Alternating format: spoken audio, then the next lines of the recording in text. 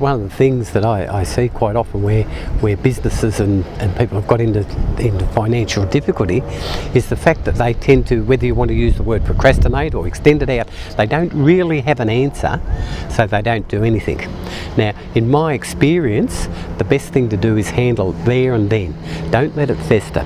Sometimes you've got to make the hard calls and you've got to ring people that you don't want to speak to. But in ringing them, don't make promises we can't keep. But just deal with it straight away. And if we deal with it straight away, it doesn't fester. Now, the problem with it festering is that all sorts of other things come into play.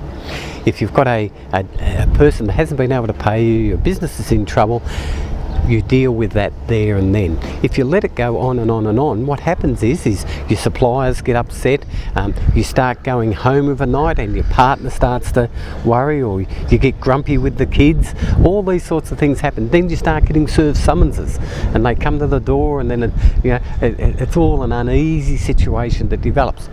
Also what happens is that the people that are pursuing you for the money have time to get more information.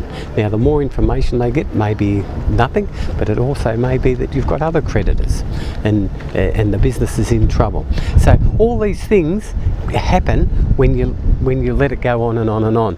I, some time ago, was involved in a bankruptcy for a client where he had over $300,000 worth of credit cards. And what had happened was he had a business that was struggling because a competitor had opened down the road, and instead of saying, what do I need to do to fix the business, or I need to get a different business, what he kept doing was borrowing money on credit cards to buy stock to keep propping the business up while he attempted to sell it.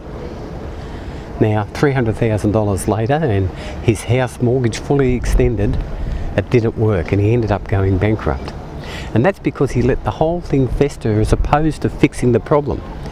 Yeah, one problem is that you can't pay your creditors. That's one problem. The underlying problem that you need to really fix is why you can't pay your creditors.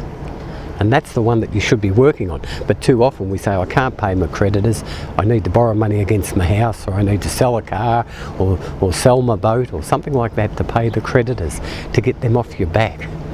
That doesn't solve the problem. You've still got the reason why you couldn't pay your creditors. And the number of times that I've seen a business where they've borrowed against their house, sold their personal assets 12 months previous, and here they are in the same situation, winding the business up 12 months later.